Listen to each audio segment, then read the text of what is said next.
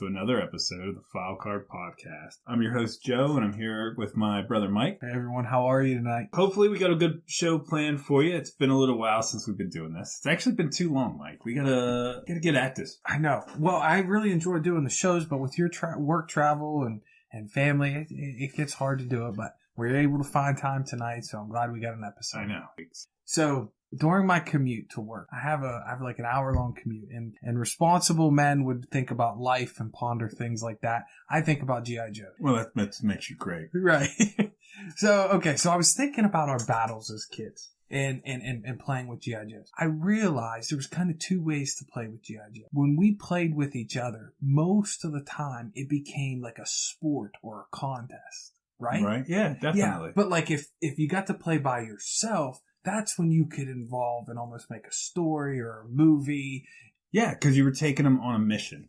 Yeah, something was playing out. The characters were having conversation. When you battle against each other, you're choosing to move these three guys here, and it's like a game of chess, is what it is. It's a young guy's version of chess. Yes, and those ended in fights every time. Yes, of course. So, what do you think? Like, what was better? What do you have better memories of, or which way did you prefer to play as a kid? I can't say either one was better, or I preferred either of them, because both of them made up G.I. Joe and made it as what it is today for us. If it was without one, you couldn't have the other, and it'd be as special. The memories that are ingrained are the ones I did alone, like the special missions I took my guys on, or the arguments, you would have characters get into and then one save the other one or whatnot. That's what I think. Right, because it was almost like you created your own little movie or your own little TV definitely. Series or whatever.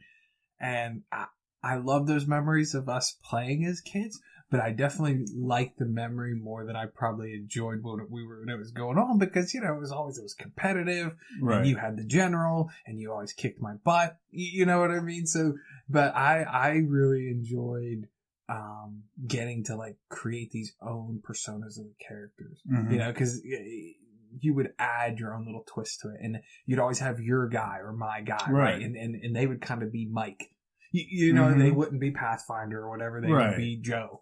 So I just really was thinking about how awesome some of those were, and how I enjoyed playing with them, and I was just curious if you remember what you remembered.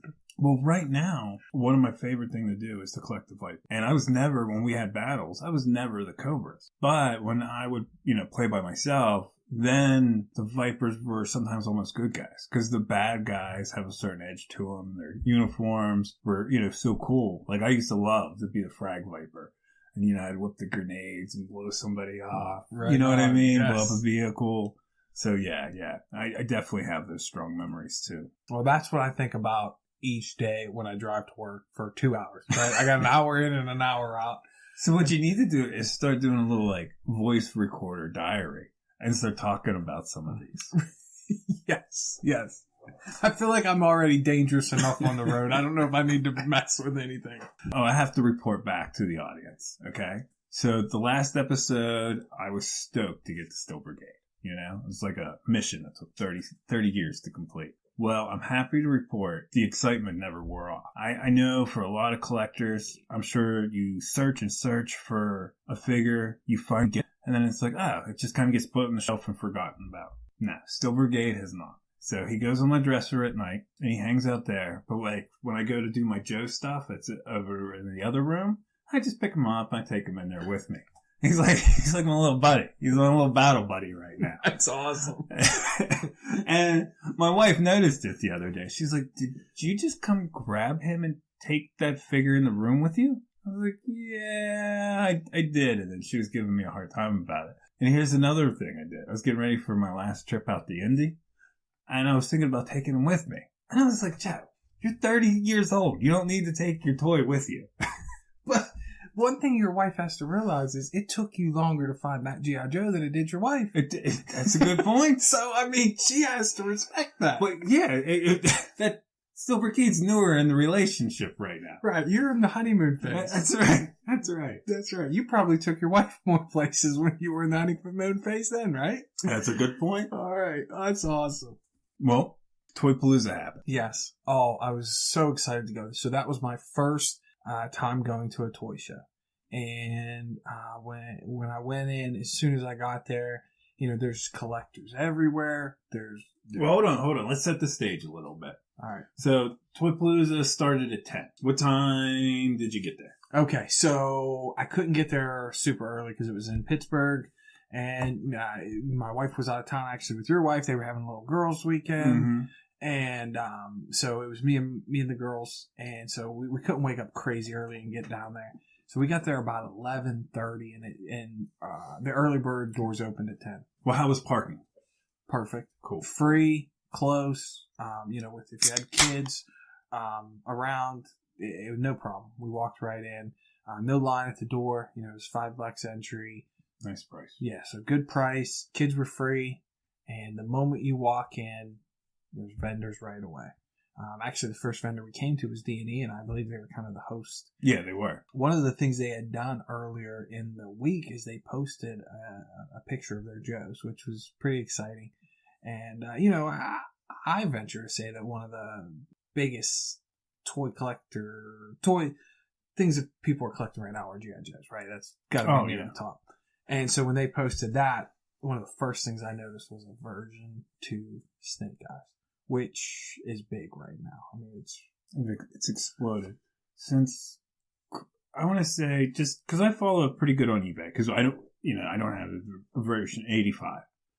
And that's considered the holy grail of the Snake Eyes. And they went from a $40 to $50 figure on average to they're going up to $150 now. And sometimes when you see them, they're really nice, but I mean, they are not mint. No. And they'll sell for, $120 to $140. Yeah, all day. So when he posted that, they had some other good figures, some of the, some Night Watch guys or some Night Force.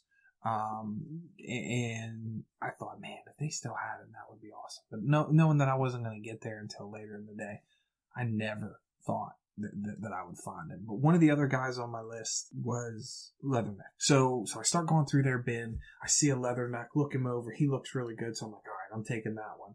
And my daughters are there, and they're kind of like lost in the awesomeness of just toys everywhere, and they're kind of wanting to go. So our dad went with us, and they went off and kind of walked around a little bit. So I just keep digging through this bin, right? And there's just tons of Joes. Next guy I came to, another one on my list, is Roadblock version 2. Look him over quickly. He's looking great. Next guy I kind of come to is a Spirit, and he's good. And we all know the kind of the discoloration of the Spirit. Right. They want a really good price on him. $20. $20 for a complete Spirit, no discoloration, or very little. I wanted it. I'm digging through there. A lot of great figures. There's a really nice Shipwreck. Just so many guys in the 80s. I can't think of them all. At the very bottom, there it is. Snake Eyes version 2. So I'm just like floored, right? I kind of like look around like, does anybody see this? Right. This is wrong. I pull up the price, and I don't really like to throw out prices on here too much, but it was $50. I knew I had to take him. But then I kind of began to figure, well, there's got to be something wrong. Broken thumb, cracked crotch, scuffed paint, whatever. I look him over, and he is not mint, but he is. He's close. He is nice, right? And I take him. I do crack open the clamshell. The clamshell. Move them around a little bit. I mean, I understand they don't want you fingering them all up, So I put him back in, but I don't know if you remember the last time we had a show, I told you about the dryer. Mm-hmm. Right? With your change, all the money you made. Right. So that was the money I took. That's awesome. So that's what I took. So it ended up being $85. But I had to give my daughter some. I think I told you. Yeah. So I was like, so I had like 65, and I ended up getting Leatherneck, Snake Eyes, and Roadblock version 2 for 65. Amazing. I couldn't believe it. I was so pumped when I got it. In fact, after I had that transaction, my heart was fluttering, and I didn't know what to do. I just kind of wanted to turn around and leave, right? Like, leave the kids, leave dad. We're done. I won. Yeah, I got to get out of here before they realize what they did. No. We talked about this before. When you find a shop that sells really good stuff, at a reasonable price, and they're able to make money, like, it's just fun to support them, mm-hmm. So So buying from them and being, in fact, they were the other thing is they're great people. You know what I mean? When you go down there, you interact with them, you want to do business there again. You're happy. I mean, the exchange is pleasant. You're glad you're doing business with them. Because I've been going to a lot of shops, and that's not always the case. And you don't. Like, if you're not happy with and I hate to use the word customer service, but there's something super personal about when you're going to these small comic book shops or vintage toys. And then when you build that relationship or you realize, hey, these are decent people just like me, you know, it makes it a better experience. Well, yeah, because with toy collecting, camaraderie is part of it. Mm-hmm. And so if you build that camaraderie and they're selling really nice stuff for a good price, and they're fun to talk to and they'll interact with you and they're toy collectors themselves. It makes it fun. So I had no problem kind of spending my budget for the toy show as soon as I walked in the door. So, but you know, we were there and we were going to walk around and look for a bit and they had so much stuff. It was really nicely done. They had enough space to walk. A lot of Joe collectors, you know, that's what I really focused on, but they did have a lot of Star Wars and Ninja Turtles. They had some kind of monster horror movie kind of stuff I'm not really into. A lot of those Funko Pop things as well. So just a lot of neat stuff. But as I went through some bins, the other guy that I came across was a Flint. And he did not have his pump shotgun, but his joints were really tight.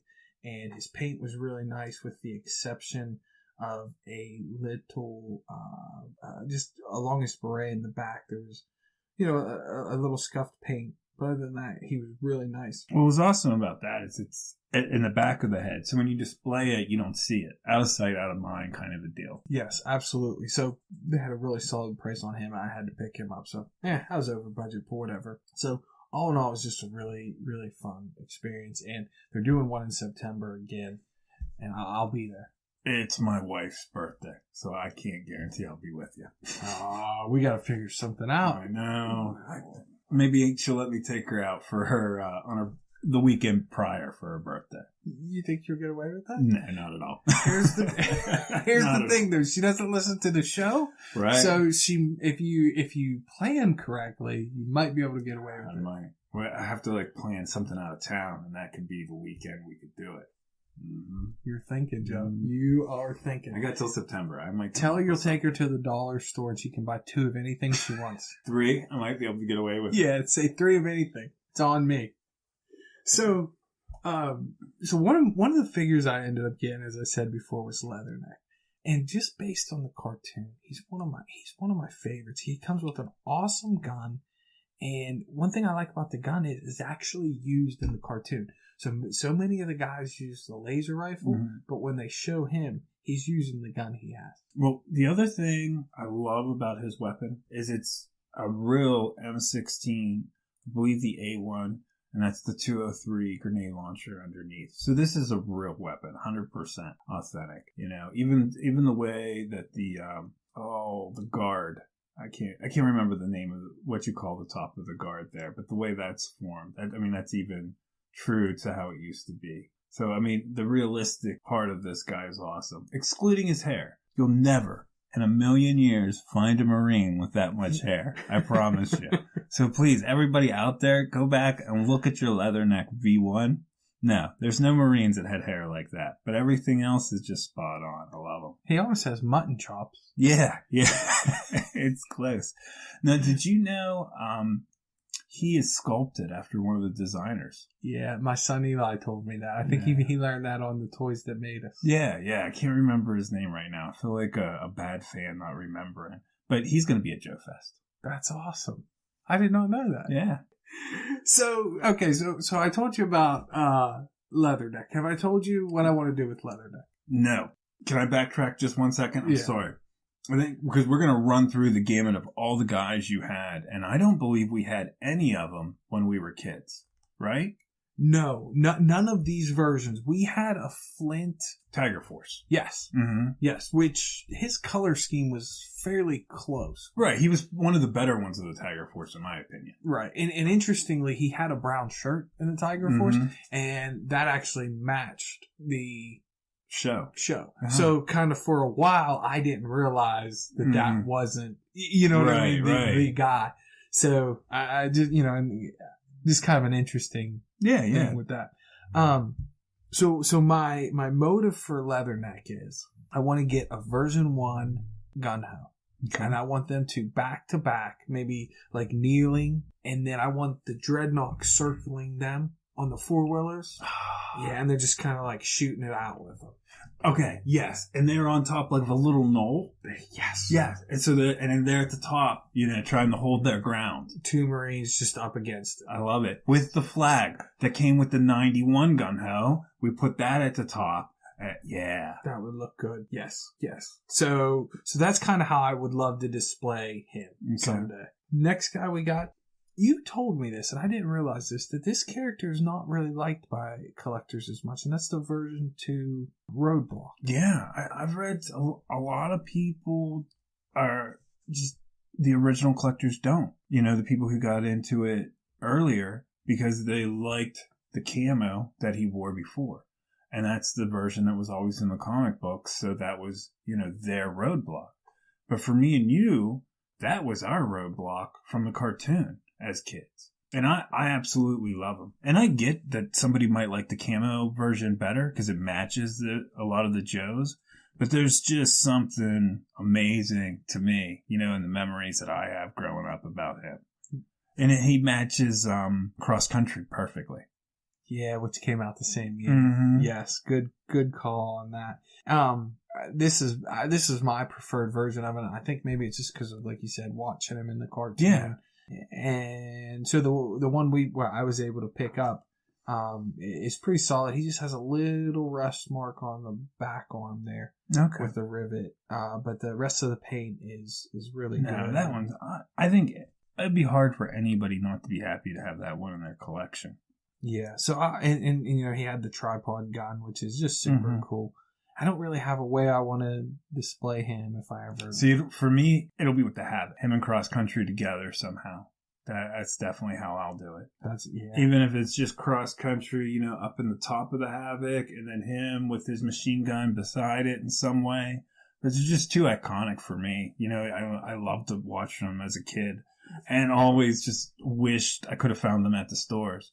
Because we were shopping... you know, in 88 to 92. You know what I mean? So we just missed them. Yeah, I think for me, when it comes to Roadblock, I think later on I kind of confused Roadblock and Heavy Duty. Yeah, because it kind of replaced them later on. Yeah, you know, he kind of had the heavy machinery. And yeah, so I kind of always thought as Heavy Duty is the new. And I don't even know... when I was 7 or 8, if I ever realized that they were different. Right. Maybe just renamed them and they look different in the cartoon a little bit. Yeah, I gotcha. Right. Next character is Flint. So, again, I was super happy to pick him up. He's one of the pricier figures, you know, and so when I found him, I was really excited. Would have liked to have found him with a shotgun, but that's not as easy to find. I don't have a ton of attachment to the shotgun either, just because, again, it wasn't really in the cartoon. Well, the other thing is, you have a plan to display almost all of your 85, 86 characters with the laser rifle. You've been doing your best to build up your laser rifle collection. Even if you had the shotgun, it'd been awesome to say you had them complete, but you weren't going to display them that way anyway. No, my memories of them are from like we talked about, from the cartoon. They all use the laser rifle with just a couple exceptions. So I actually was able to pick up 3 laser rifles. Awesome. I should have said that earlier, for $1 a piece. So that was just amazing. But I really like this one. I think for him, I want to put him and Lady J on a Mirage. Nice. Fighting the Baroness in a Stinger. In a Stinger. Okay. So that's the way I'd like to display them someday. So one of the things I think about when I think about Flint is, who was the better Joe leader, Duke or Flint? Well, you got to realize Duke was looking over the whole team. Flint was executing specific missions. That's how I look at it. Not that Duke didn't execute certain missions in the story. But I always looked at Flint more as the guy that was in the trenches with him. Okay, so here's the question. You're on Cobra Island. You're not getting out. Who do you want to come? Flint or Duke? That reminds me of Flint's file card. It talks about how the guy's in captured. And he kick it, the cell. They hear the helicopters, everything coming. The cell door flies open. Flint says, "Come on, boys, we're going home." So is that who you want? I don't know. Yeah, I think so. Because the way you said that story, that's who I'm going for. I think it's Flint and Lady J. Yeah, I mean, they rescued a lot of people. The other thing I think it's important... Well, it's probably Duke was captured anyway, right? Duke's always captured, and he's the only G.I. Joe to ever get shot. Yeah. And then he died, and then they said he went to a coma. Right. So the only shot that Cobra ever landed on a human was on Duke. So it's pretty bad luck. All right. So my last figure to go over in our joint collection right now is tied in my mind with the Still Brigade that you picked up at the last show. And that is our version 2 Snake Eyes. So many of these guys, when you pick them up, they've lost the gloss on their paint.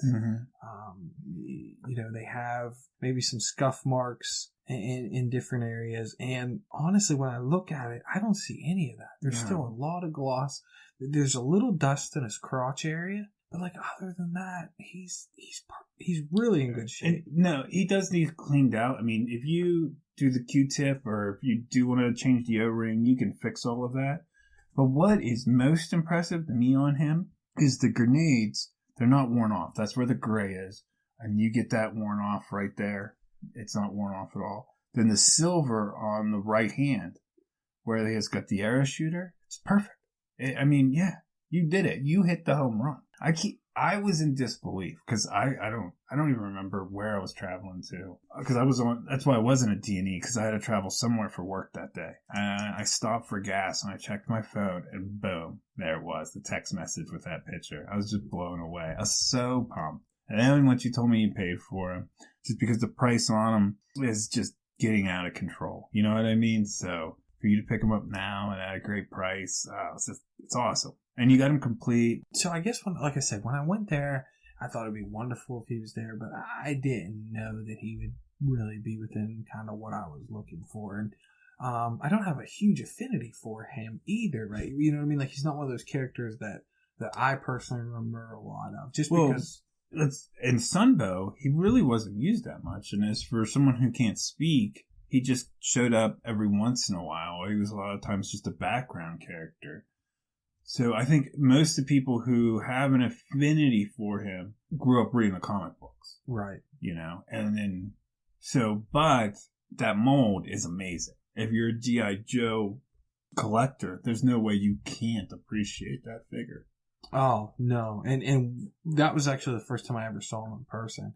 And so when I looked at him, I thought, how could you not want this? Right. The 11-year-old in me just stirred up and I had to have him. So I'm excited I got him, and maybe just thought out there for the other Joe collectors is, with this Snake Eyes movie coming out, now's probably the time to maybe try to secure one. Because when that movie comes out, it's going to explode. Right. Yeah, everybody's going to be trying to reach out and get one.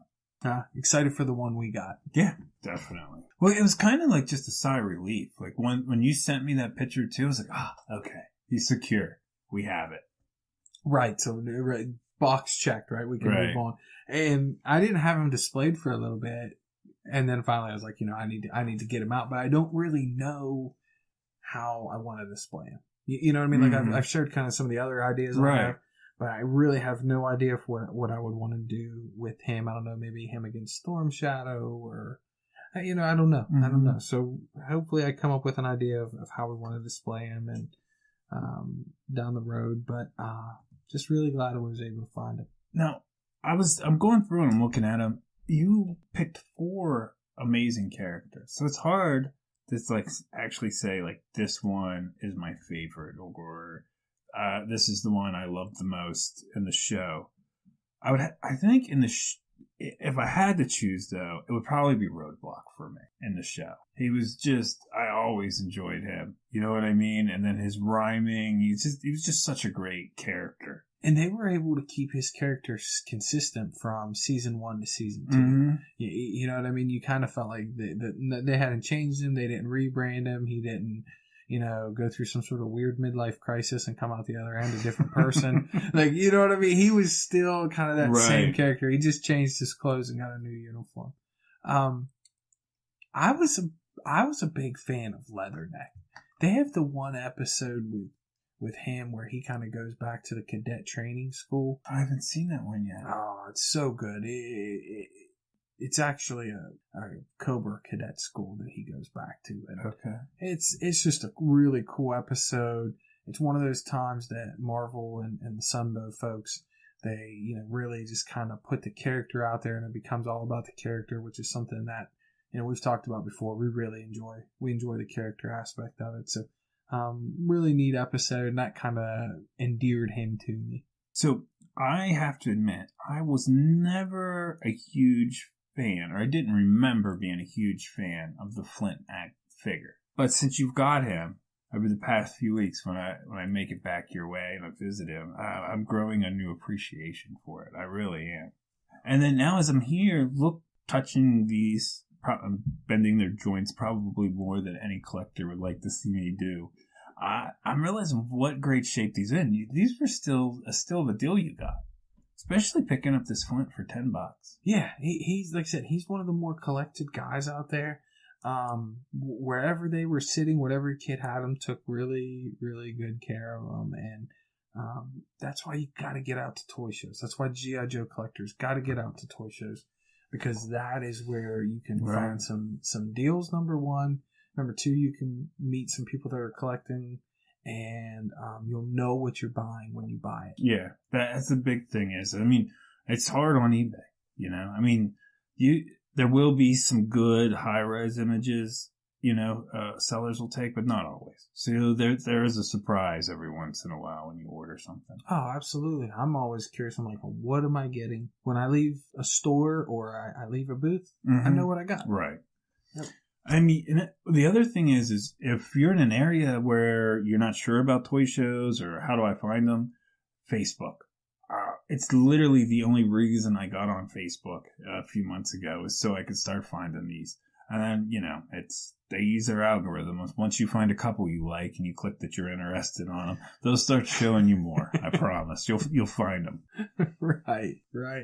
So one of the things you found recently, Joe, and we're not really going to give up the place, but you found a complete flag. Yeah. And content sealed in the box. The box was in amazing shape. They were asking what I feel was a fair price for it. I left there, and I was kind of kicking myself the whole way home that I didn't make them an offer on it. And then I was like, no, I can't. I talked to my wife about it that night. She was like, go ahead. I was like, what? I was just in shock. Like, are you serious? And she was like, yeah. You might never see this again. And if you don't, I'm going to hear about it for the rest of our marriage. So I'd rather you just buy it now. No, she didn't say that. That's not how she said it. She was very supportive and just told me to go ahead and get it. I just assumed that was the reason why she said so. Right. No, what she said is, honey, I love you. I've always supported you crazy. If you think it's a good deal, go ahead and pick it up. I was stoked. I knew you were pondering it. And I thought, this is it. Joe's getting a flag. It's like your best friend buying a boat. Right. You don't got to buy a boat. Right. Your parents buy a beach house. You don't need a beach house, know? Well, you talked me down. I know. We talked. You called me. I would have thought your dog died. You were just very distraught over the decision whether or not you should go buy this, it wasn't like a life-changing amount of money, but it was a few bucks. Yeah. It was more than a couple. Let's say that. Yeah. So, as you sit here now, are you gonna go get it? What's your plan? What are you thinking now? Okay. So I didn't buy it because I was just like, I just didn't want to take that much of the family money to go buy it. So then I was like, okay, well, I have a very large Lego collection. And it's just because of the recent move, it's all boxed up in storage. And I was thinking, okay, I could sell that. And then I could go, and if it's still there, then it was meant to be. My wife, she's not really on board with me selling it. The Lego collection? Yeah. Why? I don't know. She's just like, we spent a lot of time and energy, acquiring that. A lot of years, and she was just like, I don't, we don't have the room to display it or do anything with it now, but we will one day. You know what I mean? So she just said, I'm not really on board with getting rid of it. But my work has me going back out there in a couple weeks. I'll be driving right through that town.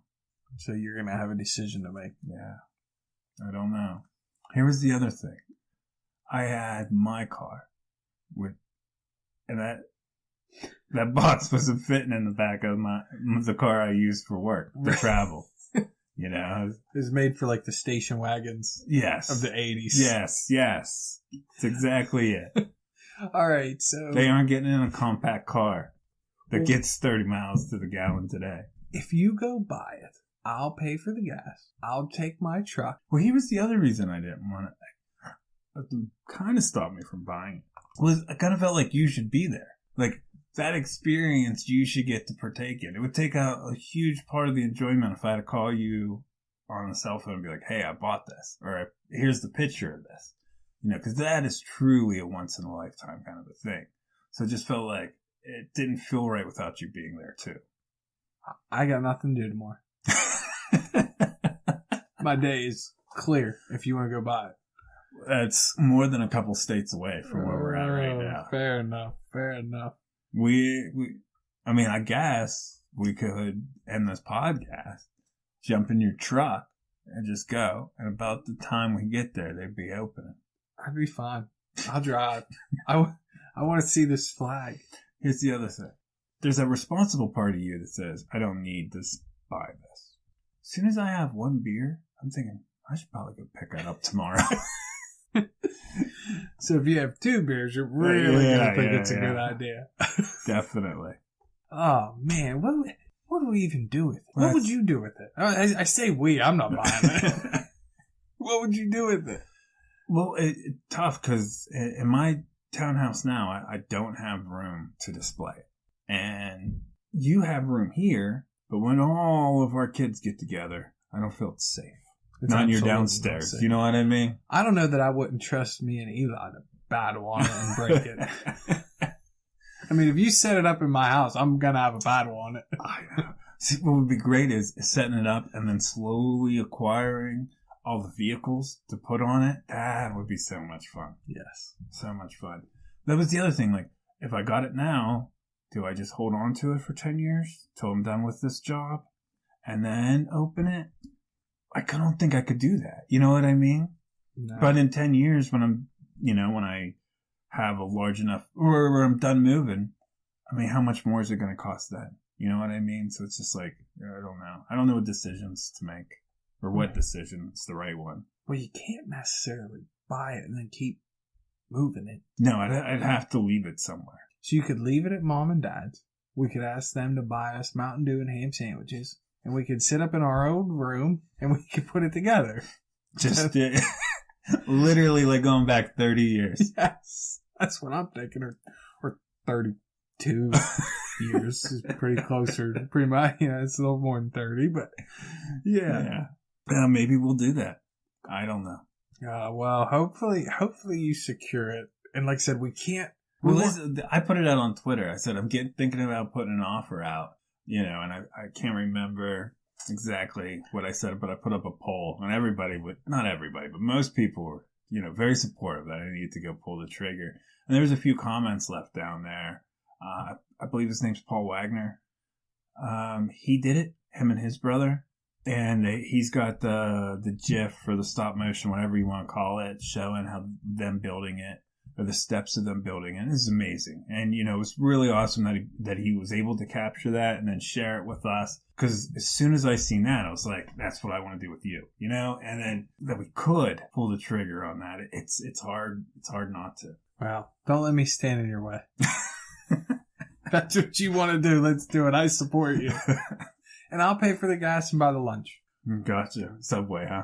Zaxby's. There is one There's out there. That's on the way. out there. Yep. Maybe you stop for Chick-fil-A so that we can get both chicken places. Maybe get a little Chick-fil-A on the way there and then one on the way back. Yeah. Yep. Hey, you know what? We almost forgot. Community Spotlight. Mm-hmm. That can't be doing that. Nope. Who do you got for us? Michael Vegas. Mike's been a little under the weather lately, and we were really glad to see that he just got back from the hospital a few days ago.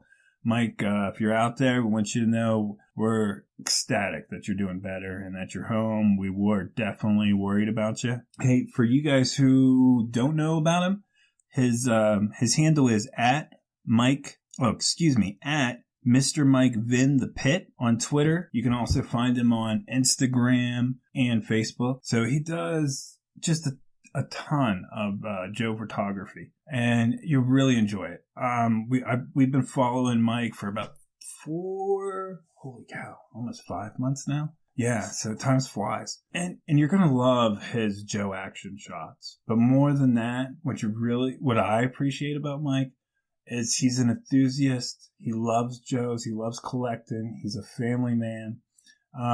His favorite post he's put out for me was the one where he was showing his Joe room and talking about how he's just playing with Joes with his son. And, about how it brought him joy to see his kid playing with, the toys that brought him so much joy. And I could just relate to that as a dad, how you would appreciate that.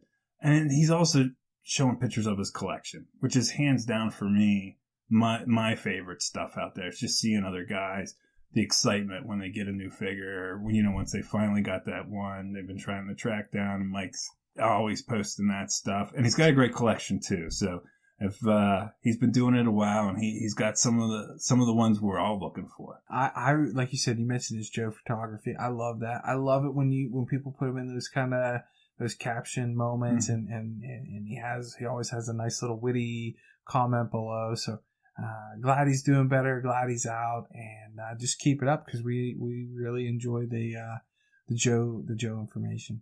Oh, hey Mike, you take care of yourself, and maybe we can get you on the show sometime.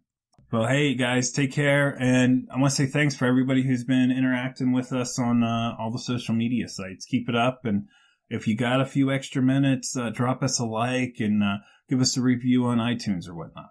Yeah, and make sure you send us information that supports Joe buying the flag, because I want to put it together. You want to strong arm me into it? Yes. I feel like peer pressure could be a positive influence in this situation. All right. Hey, take care, everybody. Thanks.